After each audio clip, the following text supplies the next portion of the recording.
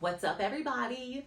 Welcome back to the Year I Made It podcast. Thank you guys so much for tuning in today. This is going to be a episode really on accountability, really on acknowledging the role that you play in the challenges that are in life. And I'm going to share some funny just things that have happened to me kind of recently within the past week, within the past couple years, and a little bit of everything in between. And so I'm titling this episode Stop Being the Villain in Your Own Story. And I know that's like a harsh title, but to be honest, I have been going through this phase of really candid accountability lately, where I have just been acknowledging the role that I've played in my own suffering, acknowledging the role that I've played in some of the parts of my life that have been really challenging, and then being able to acknowledge those self-sabotaging behaviors that I have, be able to identify them, acknowledge them, and then work to change them so I don't continue just this spiral of being the villain in my own story. So that is what I'm calling this very blunt self-work, self-accountability, whatever you want to call it, episode. We are talking about not being the villain, being accountable, putting on your big girl panties, whatever you want to call it. Okay, so I wanted to start by talking about where I really started struggling with this. So, where I started struggling with this originally is that I was very, I would say, like a victim mentality for a really long time. And so, by that, I mean, I thought that bad things were just gonna always happen to me, that bad things, I had no control over them, that they just defined me, that I was just cursed with all these bad things happening, and that was just life, and I couldn't do anything about it, and I didn't know why bad things kept happening. And looking back, like, some of them, the bad things were because I did some dumb shit, and some of the bad things were because life sucks. Some of the bad things were because I didn't make good decisions, and really everything in between. But at the end of the day, there's a level of accountability that I have in being able to look back at some of the pain and difficulties that I've been through and be able to say that some of that happened because life is tough. And some of that happened because I didn't make great decisions, or I did things that were self-sabotaging, or all the above. So I want to start by talking about some self-sabotaging behaviors. So if you were like me, obviously I'm my own biggest enemy based on the title of this. And so by that I mean, I do a lot of self-sabotaging. So what that could look like for me, the example that really came to mind is, so you're having a conversation with somebody and like the vibes are off. And so you're like, oh my gosh, I must have said or did something that they're upset with me. So then you start to treat them like they're upset with you, and then they become upset with you because you were treating them like they were upset with you, but really they were never upset with you. And I think if you have anxiety, you can probably relate to that too. That's probably partially an anxiety thing as well. But basically, like, sometimes I feel like we create scenarios in our mind. We decide that those scenarios are fact without ever just saying, hey, vibes are off, something weird off, something off between us. And then being able to actually have that conversation instead of maybe assuming that vibes are off and then going on a spiral based on things that may not actually be fact. So that's something that I've noticed a lot, is that I maybe sometimes like project my insecurities onto other people. So if I'm having a conversation and maybe it's not going how I think that I wanted it to go, or whatever that looks like, then I am more self-conscious about it. So then I don't think it's going well. So then I don't think that, it just spirals. And so that is definitely a way that I've acknowledged, like, I have to stop, and one, stop self-sabotaging, and two, if I do get those vibes that, like, ooh, something's off, something's weird, just freaking ask the person. Literally just say, hey, something off between us? And if it is, you guys can have an adult conversation about it. And if not, you can literally just remind yourself, oops, sometimes I misread the situations, and that's okay. So that is something that I really struggle with. So another thing that I wanted to talk about was something that happened to me recently that cost me some money, if you will, that would have been very easy for my old self to be like, oh, poor me. And instead, I was like, that's me. I did it. I created this outcome.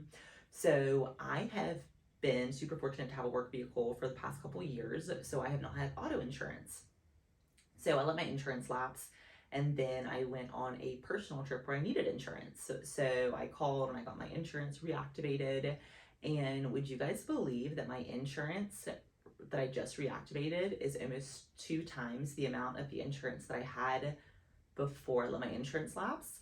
And I want to clarify, it's not 2 times as much because I let my insurance lapse. It's 2 times as much because I have points on my license because I drove like a fucking maniac for a little bit there. So she goes to the woman that's like resetting up my insurance. She's like, "Oh, it's a little bit more than before, but it looks like you have some points on your license." I'm like, "Yeah, it checks out. Probably I should have some points. It makes sense." And so that was a pretty good wake up call where, like, old me, victim mentality would have been like, "Oh my God, poor me. I can't believe my insurance is more." And instead, I was just like, "Yep, I drove like a fucking maniac. And so I'm gonna have to pay more for insurance until that shit falls off because that is real life. That's adult consequences. And that's a situation I got myself in." And so I had like this moment of like, for a second, I wanted to be like, "Poor me." And then I was like, "Well, Madison, you literally did this to yourself." And then I just got over it. And so that was a really big, maybe moment of self improvement for me because old me would not have been like that. Old me would have spiraled and then, like, probably got like a second quote on insurance or something like that just to get like the same price because I have a shitty driving record, and then been like, "Oh my gosh, why is this happening?" And it's like, it's me. I'm the villain. I did it. So that was a moment of growth, I would say. And that actually happened to me like probably a week and a half ago. I just got back from that trip where I had to get insurance. And so probably a week and a half ago that happened. And now, already a week and a half later, I can reflect and be like, man, that was shitty, but it's the consequences of my own actions. So that's that. Alrighty. So I wanted to share really just a couple tips that I think help with stopping being the villain in your own story. And so, going back to self sabotaging behaviors and spiraled thinking, one thing that I really struggle with is, I would say, being confident and being secure. And so, one thing that I've learned is if you're confident in what you're working on and what you're doing, it works, just everything works out better. And so, an example of a self sabotaging behavior that I would have maybe to do with work would be, so I do human resources for a living. So let's say I had to roll out something that was unpopular. And so I would like psych myself out in my mind and be like, "Oh my gosh, this is going to be such an unpopular decision. It's going to be chaos. Everyone's going to be upset. I'm going to have to deal with the fallout." And instead, now I know that all the decisions that I make are the right decision to make and they're for the good of the majority. And not everybody's going to like that. And that's perfectly fine because that's my job. And whenever I go in to do those things now, I'm confident I know it's the right decision to make. I'm prepared for the questions, I'm prepared for the pushback, and I don't let it impact me or my thinking or my spirals. And I'm really just able to go in and say, "Hey, this is what it is. This is why it needs to be this way. Here's why we're all going to get on board. Here's what it looks like." And then also have the confidence to field the questions and field the pushback. And so that is something that I've learned that's really interesting. I think about confidence is really just like you can get all this shit done. You just got to get the balls to do it. And also have the balls to deal with the potential pushback or fallout that comes with. So all right, I have one other story that I want to share with you guys. And this is another, shocking, another way that I was maybe a little bit self sabotaging or didn't think through the consequences of my actions. And then when they came to fruition, I was like, "Poor me." Okay, so I changed my name in my divorce. So whenever I got divorced, as part of the divorce decree, I got my old name back. Cool. So I thought that meant like, bam, I got my name. It doesn't. I still had to I had to get a copy of that divorce decree that showed that. Then I had to go to social. Then I had to go to the DMV. So because I'm irresponsible and hate going to social and DMV, I did not get my name changed until 1 week before I left. Like, did not go to the DMV until 1 week before I left. So that meant whenever I flew, I had a boarding pass in Madison Daniels, and I had a paper ID in Madison Daniels, and only a hard copy of my ID in Madison Carter. So I am high key panicking about this. So my boyfriend takes me to the airport. I'm like, "Babe, I don't have my ID. Like, I hope it's not a problem."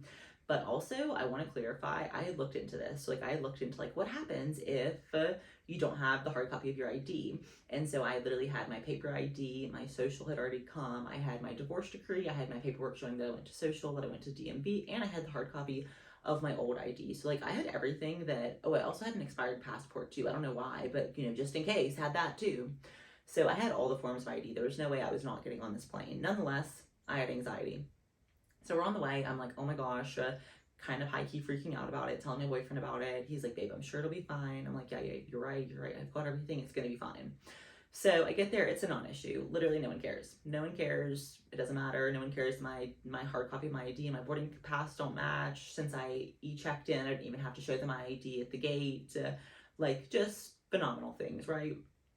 So that was an example where I was like, old me would have been like, oh my God, I can't believe the mail took so long to come. And new me was like, bitch, they said 7 to 14 days before your ID would come. You did not go 7 to 14 days before you left. So these are the consequences of your actions. Prepare for if things don't go as planned, and choppity chop chop. And so that's what I did.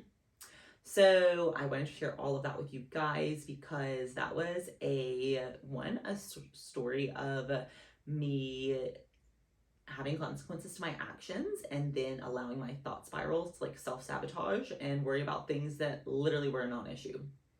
So that was a good news flash to myself that I was like, Madison, why do you always be worrying about shit that doesn't happen? But I still be worrying, you know, if you have anxiety, I'm sure you can relate.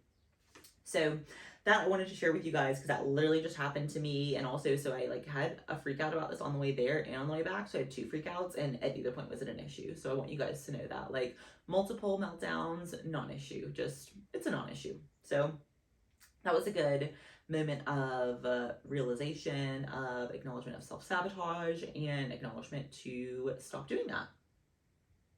All right, so I want to start ending these episodes with a Pinterest quote. I'm a big Pinterest girly. I don't know if you guys are. I have a Pinterest album that's literally just mental health quotes.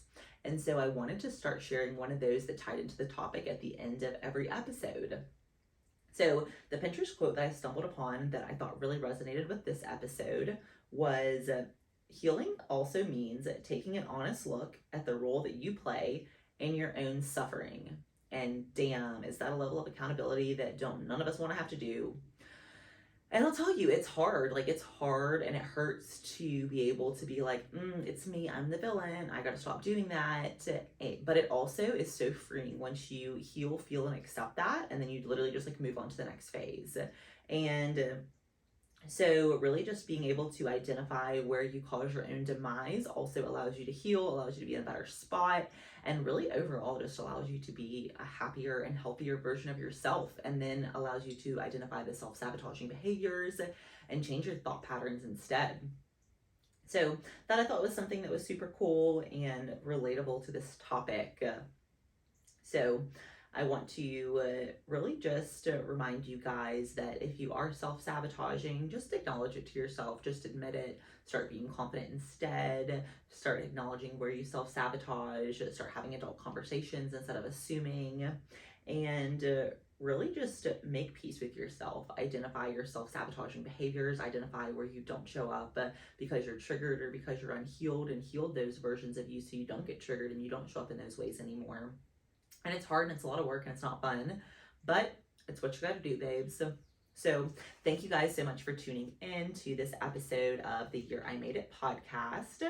My name is Madison. I hope you guys enjoyed this episode talking about how you can stop being the villain in your own story, start having some confidence, and stop self-sabotaging instead. So if you guys thought that somebody would benefit from seeing or hearing this episode, please share with them. Please like, comment, subscribe, and thank you guys so much for tuning in. Have a fabulous day and happy healing, babes.